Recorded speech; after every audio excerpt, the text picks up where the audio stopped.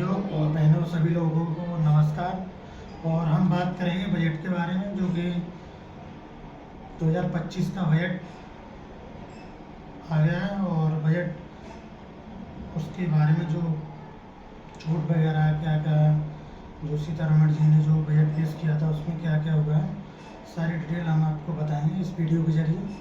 और वीडियो थोड़ा लंबा होगा पर आप देखोगे तो आपको अच्छा लगेगा। इसमें क्या छूट हुई है, आम आदमी के लिए क्या फ़ायदा है, तो सारा कुछ हम आपको बताएंगे इस वीडियो के जरिए। तो हम वीडियो अब शुरू करते हैं। तो वीडियो में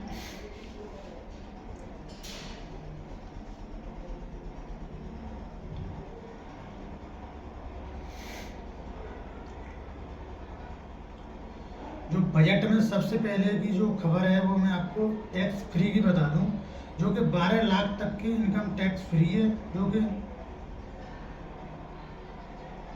बजट 2000 पहले जो था वो 7 लाख तक, जो 7 लाख था जो 2024 से जो में था, तो अब जो 2025 है तो उसमें 12 लाख तक जो आम जो लोग हैं, नौकरी पेशा लोग हैं, उनको टैक्स में 12.75 लाख तक की छूट मिलेगी। और हम वही बात करें तो ये दिल्ली की, तो दिल्ली का जो पूरा मैटर है, तो सीतारमण जी ने 50.65 लाख करोड़ का बजट पेश किया है।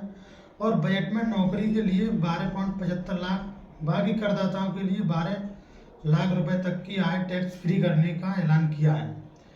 ऐसा सरकार ने मध्यम वर्ग को सादा और दिल्ली को भी, जहां 4 दिन बाद 5 फरवरी को वोटिंग है। और दिल्ली की आबादी जो कि 3 करोड़ 38 लाख है, इसमें से 38 लाख लोग टैक्स भरते हैं। और दिल्ली में 1.55 करोड़ कुल वोटर हैं। और पिछले साल जो अक्टूबर में केजरीवाल ने कहा था कि दिल्ली वाले 1.78 लाख करोड़ इनकम टैक्स देते हैं। और नए स्लैब से यहाँ 67% मिडिल क्लास आबादी प्रभावित होगी। सीतारमण जी ने 77 मिनट के भाषण में 9 बार बिहार का जिक्र किया और राज्य के लिए मखाना बोर्ड बनाने समेत कई घोषणाएं की। और राज्य में साल के आखिरी चुनाव होने हैं। और बेवजह भाषण के लिए राज्य की प्रसिद्ध मधुबनी साड़ी पहनकर पहुंची थी। और उन्होंने कहा कि उस प्रेमी में मत रहो, आपके समर्थन देने नहीं मेरा वजह है, इतना कुछ मिला है। बजट में बिहार दिख रहा है। उन्होंने ज़्यादातर बिहार का नाम लिया पूरे बजट के अंदर। और बजट में सीतारमण जी ने मोबाइल और लाइट टीवी सस्ते होने का रास्ता खोल दिया है। जैसे मोबाइल है, लाइट टीवी है, और कैंसर और कुछ जरूरी दवाओं के जो दाम भी उन्होंने कम करने का ऐलान किया है। और नौकरी की 12.75 लाख तक की इनकम टैक्स में छूट करी है। वो तो मैंने आपको सबसे पहले यही बताया था कि 12.75 लाख, जो कि आम लोगों के लिए 12 लाख तक की टैक्स में छूट है। और नई रिवीजन स्लैब की बात करें हम, तो जो बुजुर्ग हैं, बुजुर्गों के लिए टैक्स में डबल छूट है। जैसे कि बुजुर्ग को एफडी पर मिलने वाले 50,000 ब्याज पर टीडीएस नहीं लगाया जाएगा, जो कि उन्हें 50,000 तक टीडीएस नहीं लगाया जाएगा। इसे बढ़ाकर 1 लाख कर दिया गया है। यानी कि डिपॉजिट से उन्हें अगर 1 लाख ब्याज मिल रहा है तो उन्हें टीडीएस नहीं देना होगा। 1 लाख पे उन्हें कोई टीडीएस नहीं देना होगा। और 10 करोड़ से ज़्यादा जो बुजुर्ग हैं उनको इसका फ़ायदा होगा। और नेशनल सेविंग स्कीम खाते से 29 अगस्त 2024 के बाद निकाली गई इनकम टैक्स के दायरे से बाहर कर दिया जाएगा। जो कि 29 अगस्त 2024 के बाद जो निकासी निकाली जाएगी वह टैक्स के दायरे से बाहर कर दिया जाएगा। और वहीं हम बात करें महिलाओं के लिए, तो महिलाओं को 2 करोड़ तक का टर्म लोन, जो कि 5 लाख SC ST जो कि पहली बार अन्नप्रेन्योर बनी है, जो कि उन्हें अगले 5 साल में 2 करोड़ तक का टर्म लोन दिया जाएगा। आंगनबाड़ी योजना के तहत देश भर में 8 करोड़ से अधिक बच्चों और 1 करोड़ गर्भवती महिलाओं को पौष्टिक भोजन दिया जाए। वही हम बात करें महिलाओं के लिए मिशन शक्ति योजना को 3,150 करोड़ का बजट दिया गया है। बेटी बचाओ बेटी पढ़ाओ नारी अदालत, महिला हेल्पलाइन और महिला पुलिस वॉलेंटियर योजनाओं को इसमें 629 करोड़ रुपए का लाभ दिया जाएगा।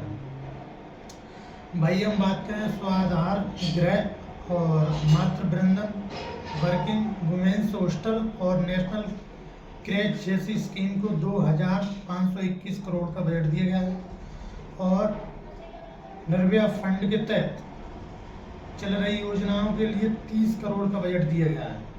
नॉर्थ ईस्ट में महिला बाल विकास के लिए 2,615 करोड़ की योजनाएं और राज्य सरकारों को 22,195 करोड़ की मदद और केंद्र शासित प्रदेशों में महिलाओं और बाल विकास के प्रोग्राम चलाने के लिए 897 करोड़ रुपए का दिए जाएंगे।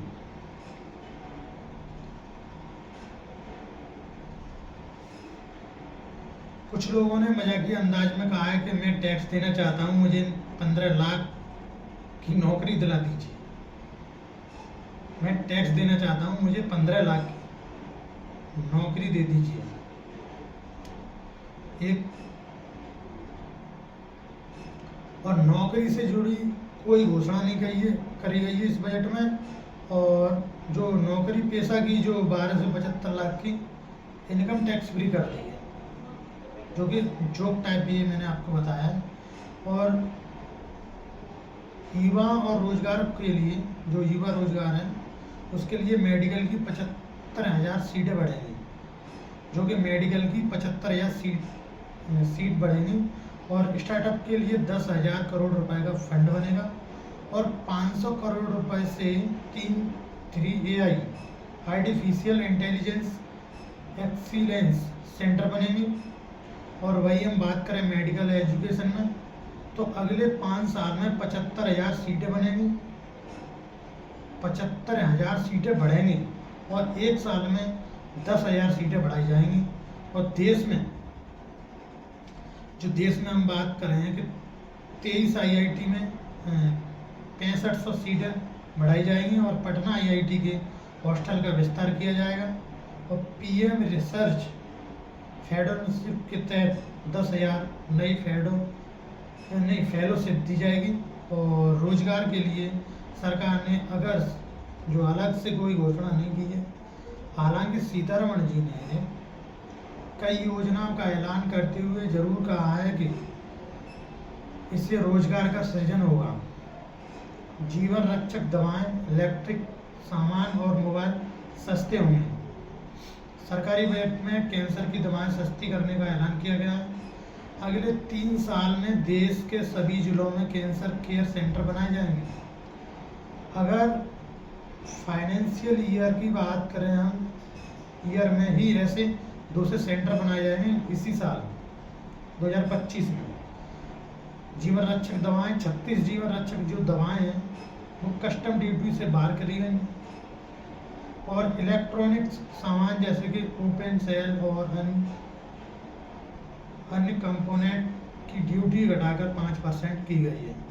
इलेक्ट्रिक व्हीकल की बात करें तो EV मैन्युफैक्चरिंग के लिए जो EV मैन्युफैक्चरिंग है, जो कि इलेक्ट्रिक वाहन हैं, उनके लिए 35 एडिशनल गुड्स एडजेक्ट और कैपिटल गुड्स की लिस्ट में शामिल किया गया है।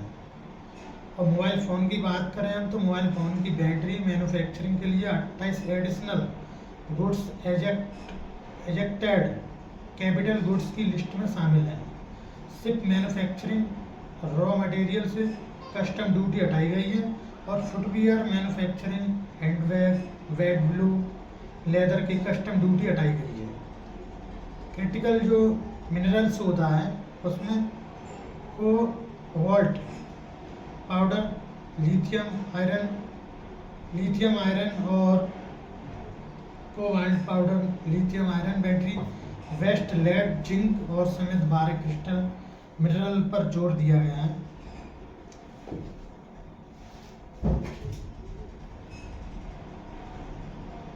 श्रेयांश अभी उधम नहीं, कुछ कर रहे हैं अभी। प्रोजेक्ट जो इंटरेक्टिव जो फैक्ट है टेंडर प्ले और कस्टम ड्यूटी 10% से बढ़ाकर 20% कर दी गई है। हम किसानों की बात करें तो किसानों के लिए मैं क्या करने आ रही हूँ बाबू, मैं कुछ कर रहा हूँ, अभी बोल रहा हूँ नीचे जाओ, नीचे जाओ। किसानों के लिए पीएम जनधन योजना 1.7 लाख करोड़ को फायदा मिलेगा। इसमें क्या हुआ कि कम उत्पाद वाले 100 जिलों में पीएम जो धन कृषि योजना लागू की जाएगी और इसके तहत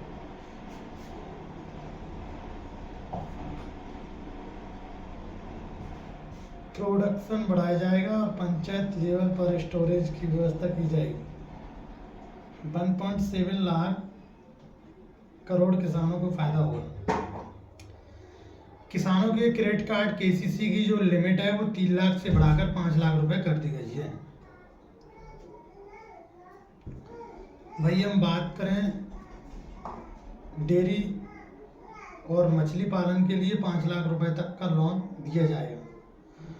दालों में आत्मनिर्भर हासिल करने के लिए 6 साल का मिशन होगा और इसके तहत नेफेड और दूसरी केंद्रीय एजेंसियां किसानों से अगले 4 साल तक दाल की खरीदारी करेंगे। कपास उत्पाद के लिए 5 साल की कार्य योजना प्रोडक्शन मार्केटिंग पर फोकस होगा और असम के नामरूप में नया यूरिया प्लांट लगाया जाएगा। वही हम बात करें शिक्षा के लिए सभी माध्यमिक विद्यालयों में इंटरनेट फ्री होगी। देश में ज्ञान भारत मिशन शुरू होगा। इसमें 1 करोड़ मैन्युस्क्रिप्ट का डिजिटलाइजेशन होगा और सभी सरकारी माध्यमिक विद्यालयों और प्राथमिक विद्यालयों केंद्रों को ब्रॉडबैंड कनेक्टिविटी से जोड़ा जाएगा। स्किल्स बढ़ाने के लिए राष्ट्रीय स्तर से 5 सेंटर बनाए जाएंगे। स्वास्थ्य के लिए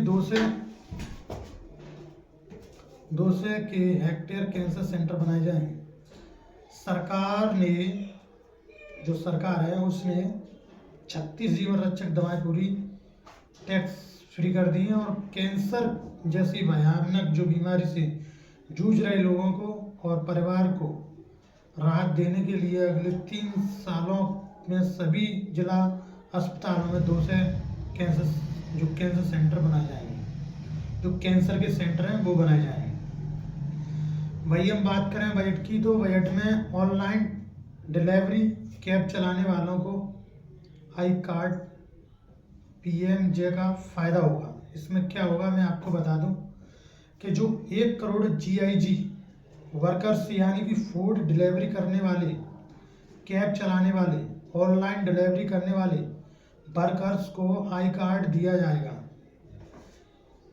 इसका जो ई श्रम पोर्टल पर रजिस्टर्ड किया जाएगा, जो कि ई श्रम कार्ड जो पहले चल रहा था उसी पोर्टल पे रजिस्टर्ड किया जाएगा और इसे प्रधानमंत्री जन आरोग्य योजना के तहत स्वास्थ्य सुविधाओं का फायदा भी मिलेगा। रिपोर्ट के मुताबिक 2030 तक इन जीआईजी वर्कर्स की जो संख्या है वो 23 करोड़ से ज़्यादा हो जाएगी। मैं आपको और एक थोड़ा सा एक जोक्स है उसमें जोक टाइप लिखा है कि नौकरी वालों को खुशी के मारे 12 डुबकी लगा रहे हैं कुंभ में, समझ रहे हो। 10 देश को जो 10वीं जो है उसमें जो देश की खिलौना हब जो है बनाया जाएगा और अभी 64% आयात चीन से है, ठीक है। अभी 64% आयात है वो चीन से हो रहा था जो खिलौना का। अब देश को खिलौना के लिए बड़ा केंद्र बनाने के लिए नेशनल एक्शन प्लान बनाया जाएगा और हम एक्टर्स का डेवलपमेंट करेंगे और स्किल और मैन्युफैक्चरिंग के लिए इसको सिस्टम बनाया जाएगा, इको सिस्टम बनाया जाएगा और इससे जो हाई क्वालिटी अनोखे इनोवेशंस और लंबा चलने वाले खिलौने चलेंगे। इन उत्पादों की जो वैश्विक मांग है, समग्र गिरावट के कारण भारत का खिलौना निर्यात 2021 और 22 में 177 मिलियन अमेरिकी डॉलर से घटकर 2023-24 में 152 मिलियन अमेरिकी डॉलर हो गया है। भाई हम बात करें, पिछले एक दशक में भारत में खिलौने के लिए चीन पर निर्भर रहना पड़ता था। फिलहाल देश औसतन 76% खिलौना आयात कर रहा है। वही हम बात करें जनजातियों के लिए तो डीजीए का जो बजट है 4 गुना 30 राज्यों में असर है इसका। जनजातियों के कल्याण के लिए बजट 14,925 करोड़ कर दिया है। पहले साल पर 10,237 करोड़ था, जो कि यानी कि साल में 45% की बढ़ोतरी की गई है। आदर्श ग्राम योजना में 335 करोड़ से ज़्यादा का बजट है। और जो धरती आबा